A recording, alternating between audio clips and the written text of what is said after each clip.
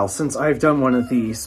Well, there's some stuff that has changed, and I initially tried filming this video at the beginning of 2025, except I ended up making a big purchase and changing up this room so much to the point where I ended up scrapping that video, because how can you make a studio tour and then immediately change your setup? It's like, what? So yeah, it's been a while since I've done a studio tour. I figured I'd show you what goes on in this room and showcase exactly everything that I don't know where I'm going with this vlog. I'm rambling. I'm tired. It's what, after 10 o'clock, so don't mind me. We're just going to quickly film a tour of the studio since I've been meaning to do this for 4 months now. Let's flip the camera and I'll show you around. Standing at the door when you walk right in, this is basically a general panorama of what the general space looks like. Again, it's the same attic I've been living in for the past, what, 3-4 years now? I don't remember. But yeah, as you can see, this room has changed quite a bit over the years, especially since you're seeing this edition right here now. We'll get into that in just a minute. But basically, we're going to first discuss a few sets that you're probably used to seeing. Like, for example, this right here is the primary gadget set that you've been used to for a while if you watch the Gadgets channel. And yeah, this is, I just stand right there and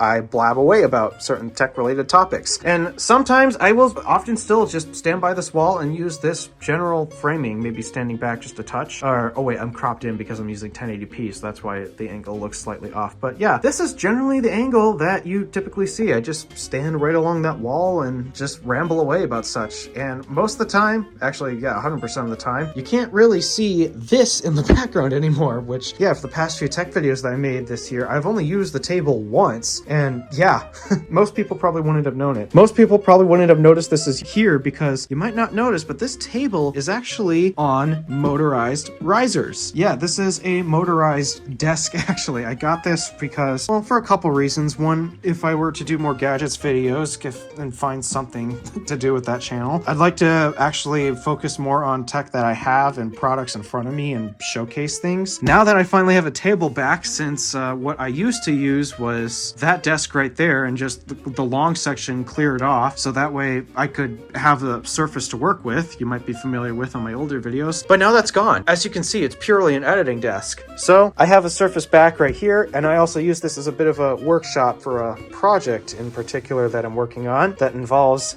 a lot of electronics. Lots of electronics, Raspberry Pis, light bulbs, and a heck of a lot of frustration. But yeah, as you can see, it's a motorized desk here. I got some presets, and yeah, let me showcase the desk in its normal position once I let it rise up. And as you can see, the tripod is here, and that's because I was literally just filming a video with the desk, something with a camera angle like this, so I could film my Apple collection video that I either uploaded very recently or am about to upload. I don't know what my timelines will be anymore. But yeah, this is the new-ish set that you will see on the occasion. I'll just raise the desk up to this height and present and blab away just like I normally do, except now I have a surface to showcase products. So yeah, I like this desk. And then yeah, my music stand here, I'm currently using this because I'm also trying to go back to scripted content, and so I'm basically placing my iPad Pro on this, placing it right here, lifting it up so to closer to the camera, and just using it as a teleprompter, though honestly that setup is not working very well at all. I probably should invest in a real teleprompter for my camera if I'm going to go back to scripted content. But I'm still not done with scrubbing stuff in this room. I mean, we got the iMac here that, yes, the iMac makes a return. And something else that I love about this desk, you might notice, is it has an included power bar here, which is very useful when you're working on electronics. That way you don't have to bend over and to reach those AC outlets right there. Instead, got 3 outlets right here. Well, 2 because the iMac's always plugged in. This is just the charger for my Dell XPS. And then a couple of USBs, a USB-A and a Type-C. Nice. Yeah, I really do like this desk. The brand, if you're interested, I have no clue. I just bought it off of Amazon. I do like my desk a lot. But moving past the desk, we move on to the rest of my room, and it's always messy. I have to go through those clothes. I really do. Those are the stands to my 27-inch monitors that came with it, but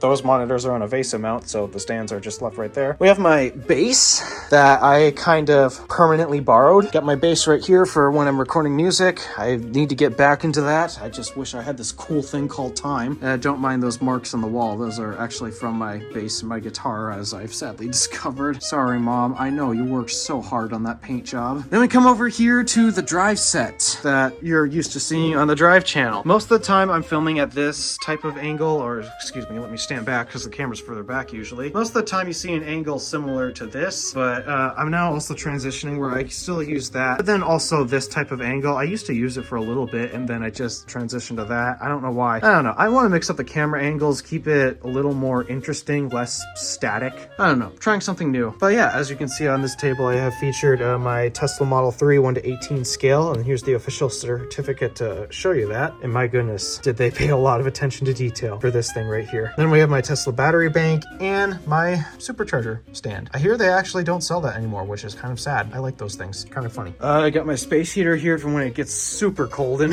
here during the winter time. Yes, I keep garbage bags right there, and I'm a complete slob, not gonna lie. And as of right now, I need to find a home for these, but these are my EV charging connectors. I am working on a project that involves these connectors right here, well, plus a few more because I'm still not done shopping, but again, I need money, and money's so hard to come by these days. What's different about these connectors is you're probably used to seeing on the Drive channel, these things actually weren't wired up, but these are actually finally wired up, and I just gotta hook them up to a power source. And in theory, yeah, they will pass electricity through. Again, you won't understand why I have these. It's for a project that I have going on. It's been going on for about a year, but whew, time and money, the two things that everybody wants and can never find. Oh, fun fact, I haven't managed to get my hands on the European standard, believe it or not. This charging connector right here is a common one you'll see in Europe and Australia, along with a few other handfuls of markets. Along with this guy right here to complement it. Yeah, these are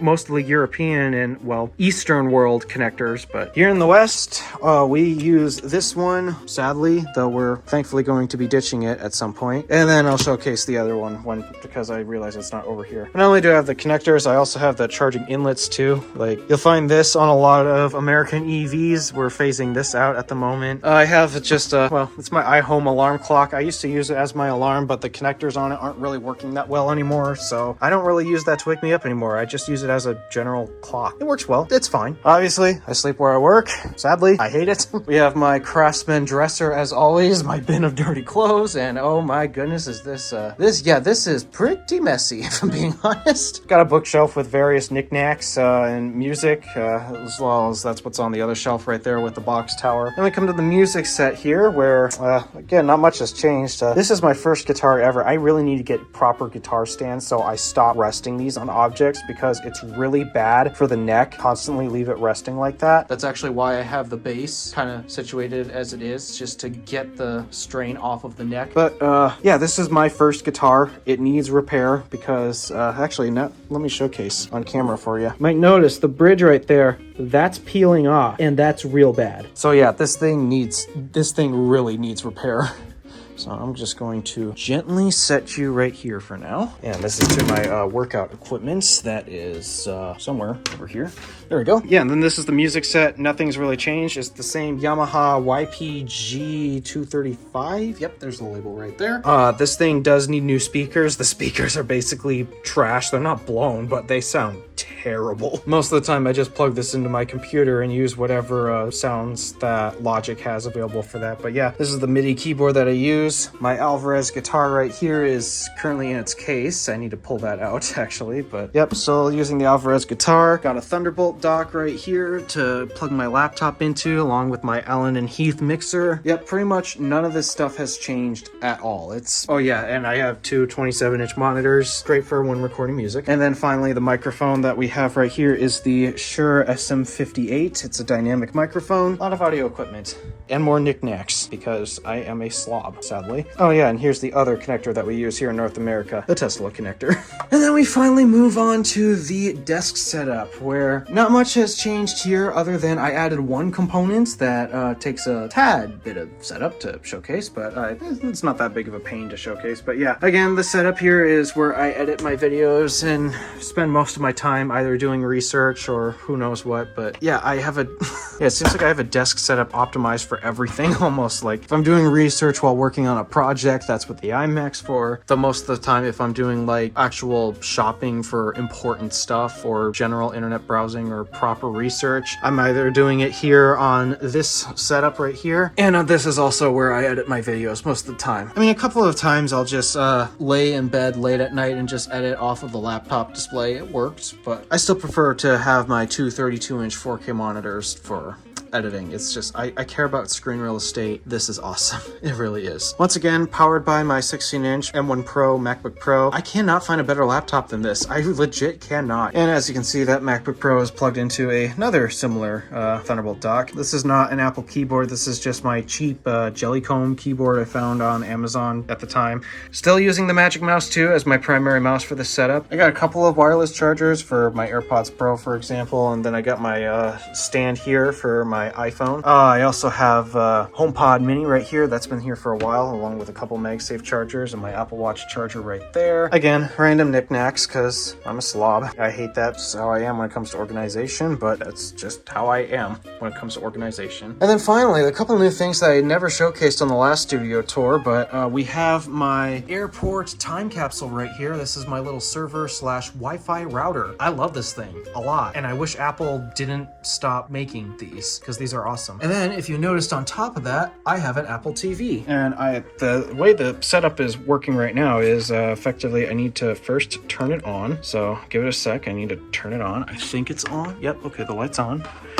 And then we need to come to my monitor here, hit source, change it to HDMI, and boom, it's playing a YouTube video. But yeah, this is where I'll watch TV. This is not exactly the greatest setup in the world, but I mean, hey, it's nice. Well, yes, I would love to have this plugged into a proper Samsung 4K TV. I mean, this works. There's nothing really to complain about it. And yes, I know this seems ridiculous because my Mac is right here. I can play YouTube videos from the website, except I found a really stupid bug with the YouTube website between that and my HomePod. Let me explain. Basically, what's going on is, for some reason, I don't know what triggers it, but whenever I AirPlay audio from a YouTube video on my Mac to the HomePod Mini, for some reason, it changes the language of the video to some other language. Most of the time, it's Spanish. There's nothing I can do to fix it. I'll go into the settings and yeah, it's still selected to English. It thinks it's playing the English version, but no, it's often playing a Spanish version of the video that I'm watching, and I don't know why it does that. It's just every time I AirPlay a YouTube video that is done in multiple languages, it will, for some reason, just switch it into Spanish mode. And why is it doing this, YouTube? And it's only doing this on the website. I've tried other Apple devices. My iPhone does not have this issue, my iPad does not have this issue, and the Apple TV does not have this issue. So yeah, why is it just with the Mac? And this used to not be a problem, but now it is. So Google, YouTube, you got some work to do. I don't know why this is happening. And yeah, that pretty much wraps up the whole studio tour. There's not much else to showcase. A lot has changed over the years. Some for better, some for worse. I mean, yeah, I did like how initially I managed to use this desk for the same thing that my new desk is basically allowing me to do, but oh well, I guess the setup works. It's nice to have a height adjustable desk. There's plenty of other things that I'm likely to change in the future, especially as time and money come short on the occasion, and so I work with what I got, and what I've got works pretty well. Most people do not complain about the setups that I have or the equipment I use to make these videos. A lot of people don't really care that a lot of videos these days are filmed on smartphones, but yeah, I've never used a professional camera to film any of my videos. It's just my iPhone that I use. Back before I had the 13 Pro Max, I used the XS Max, and the XS Max, most people don't even know it's a XS Max when I film using that camera. Actually, it might even be filming this video you're watching. It's not. It's the 13 Pro Max selfie cam. But yeah, I guess that concludes the current setup. Will it change in the future? Probably. Maybe I won't even be in this room next year. I don't know. I mean, I've mentioned in the past, I hate living here in Michigan. I really do. I need to get out of here, but well, this is what I got to work with, and it's fine. It works. Thank you for watching. Do me a favor and interact with the stuff below. My name is Alpha DeWolf, and I'm Alpha, signing out.